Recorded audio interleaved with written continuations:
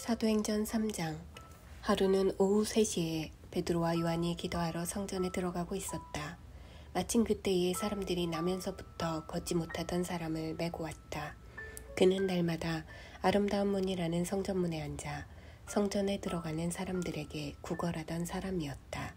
그는 베드로와 요한이 성전에 들어가려는 것을 보고 구걸을 했다. 베드로와 그 옆에 있던 요한이 그의 눈을 똑바로 쳐다보며 말했다. 여기를 보시오. 그러자 그는 그들에게서 뭔가 얻을 줄로 생각하고 고개를 들었다. 베드로가 말했다. 나는 동전 한 푼 가진 것이 없지만 내게 있는 것을 당신에게 주겠소. 나사렛 예수 그리스도의 이름으로 걸으시오. 베드로가 그 사람의 오른손을 잡아 일으키자 즉시 그의 발과 발목에 힘이 생겼다. 그는 펄쩍 뛰듯이 일어나 걸었다. 그 사람은 베드로와 요한과 함께 성전으로 들어가서 이리저리 걷고 춤추며 하나님을 찬양했다. 그곳에 있던 사람들 모두가 그가 걸어다니며 하나님을 찬양하는 것을 보았다. 그들은 그가 성전의 아름다운 문에 앉아 구걸하던 사람인 것을 알아보고는 깜짝 놀라 눈을 비볐다. 눈으로 보면서도 도저히 믿기지 않았던 것이다. 그 사람은 기뻐서 어쩔 줄 몰라 하며 베드로와 요한을 끌어안았다. 모든 사람이 그 모습을 직접 보려고 그들이 있는 솔로몬 회랑으로 달려왔다. 사람들이 모인 것을 보고 베드로가 그들에게 말했다. 이스라엘 여러분, 이 일에 왜 이렇게 크게 놀라십니까? 이 사람이 걷게 된 것이 마치 우리 능력이나 경건함 때문인 것처럼 왜 우리를 쳐다보는 것입니까? 아브라함과 이삭과 야곱의 하나님, 곧 우리 조상의 하나님께서 그 아들 예수를 영화롭게 하셨습니다. 빌라도가 죄 없다고 한 그분을 여러분은 거절했습니다. 여러분은 거룩하고 의로우신 분을 거절하고 그 대신에 살인자를 놓아달라고 했습니다. 그러나 여러분이 생명의 주인 되신 분을 죽이자마자 하나님은 죽은 자들 가운데서 그분을 살리셨습니다. 우리가 그 증인들입니다. 예수의 이름을 믿는 믿음이 이 사람을 일으켜 세운 것입니다. 이 사람의 상태는 여러분이 잘 알지 않습니까? 그렇습니다. 바로 믿음, 오직 믿음이 여러분 눈앞에서 이 사람을 완전히 낫게 한 것입니다. 친구 여러분, 예수를 죽일 때 여러분은 자신이 무슨 일을 하는지 몰랐습니다. 여러분의 지도자들도 그러했습니다.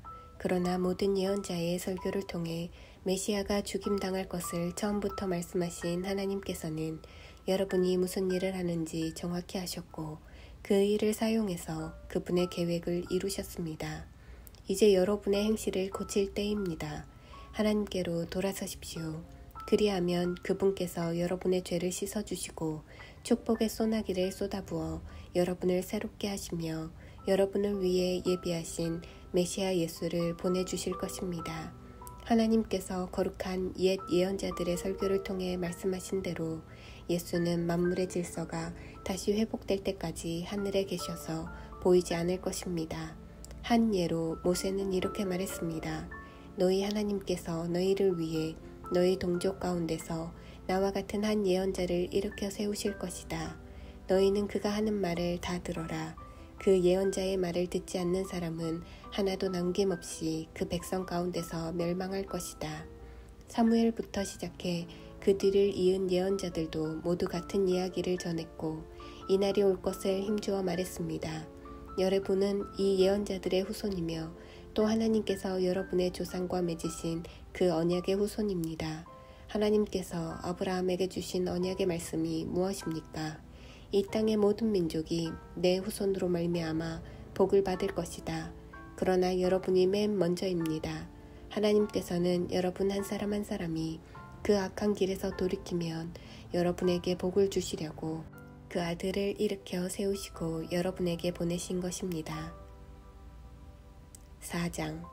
베드로와 요한이 사람들에게 말하는 동안 제사장들과 성전 경비대장과 사두개인들이 다가왔다.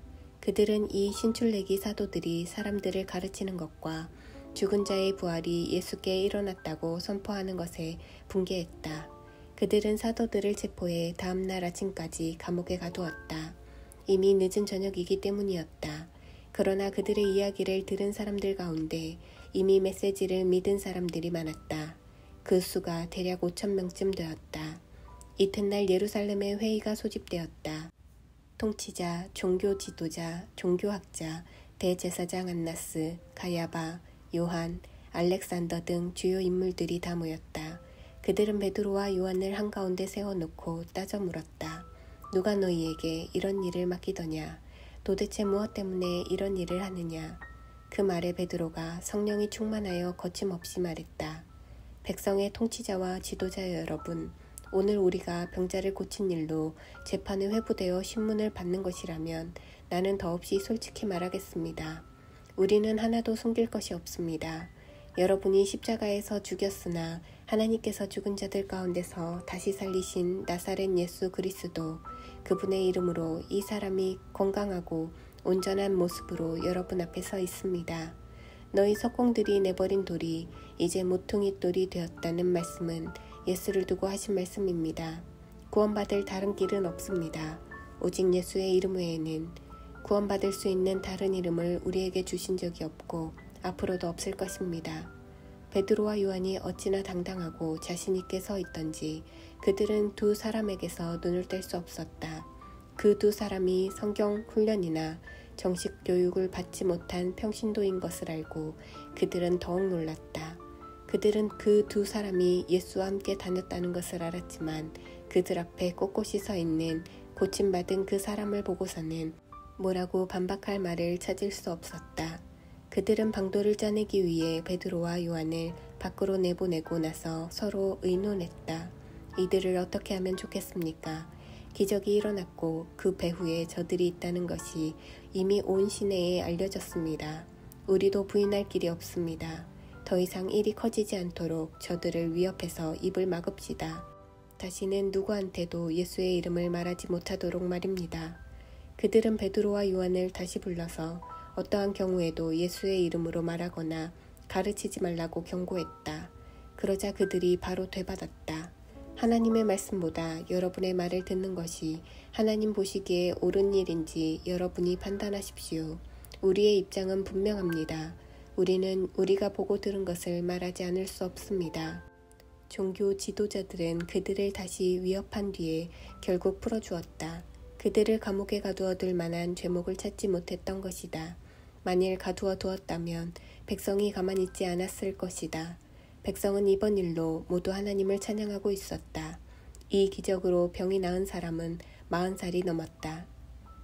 베드로와 요한은 풀려나자마자 동료들에게 가서 대제사장과 종교 지도자들이 한 말을 전했다.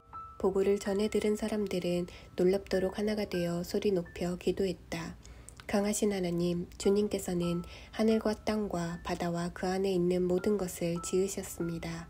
주님께서는 주님의 종이자 우리의 조상인 다윗의 입을 통해 성령으로 이렇게 말씀하셨습니다. 문 나라들아 웬 소란이냐, 문 민족들아 웬 흉계냐. 땅의 두목들이 권력 투쟁을 벌이고 권력자들이 모여 정상회담을 여니 하나님을 부정하며 메시아께 대드는 자들이다. 과연 그들이 모였습니다. 헤롯과 본디오 빌라도와 나라들과 민족들과 이스라엘까지 바로 이 도성에 모였습니다. 주님의 거룩하신 아들 예수, 주님께서 메시아로 삼으신 그분을 해치려고 모의했습니다. 주님께서 오래전부터 계획하신 일들을 이루려고 모였습니다. 이제 그들이 또 시작합니다. 그들의 위협을 살피시고 주님의 종들에게 두려워하지 않는 담대함을 주셔서 주님의 메시지를 전하게 해주십시오. 주님의 손을 우리에게 내미셔서 주님의 거룩하신 종 예수의 이름으로 치유와 기적과 이적이 일어나게 해주십시오. 그들이 기도하고 있는데 그 모인 곳이 흔들리고 진동했다. 그들은 모두 성령으로 충만해져서 두려움 없이 계속해서 하나님의 말씀을 전했다. 믿는 사람들이 하나로 한마음 한뜻으로 연합했다. 그들은 자기 재산에 대한 소유권을 주장하지 않았다. 이건 내 것이니 당신이 가질 수 없소 라고 말하는 사람이 아무도 없었다. 그들은 모든 것을 공유했다. 사도들은 주 예수의 부활을 강력하게 증거했고 그들 모두에게 은혜가 머물렀다. 그리하여 그들 가운데 궁핍한 사람이 단 한 명도 없었다. 밭이나 집이 있는 사람들은 그것을 팔아서 그 판돈을 사도들에게 가져와 헌금했다. 사도들은 각 사람의 필요에 따라 그 돈을 나누어 주었다. 키프로스 태생의 레위 사람으로 사도들이 바나바 위로의 아들이라는 뜻이라고 부르던 요셉도 자기 소유의 밭을 팔아서 그 돈을 가져다가 사도들에게 헌금했다.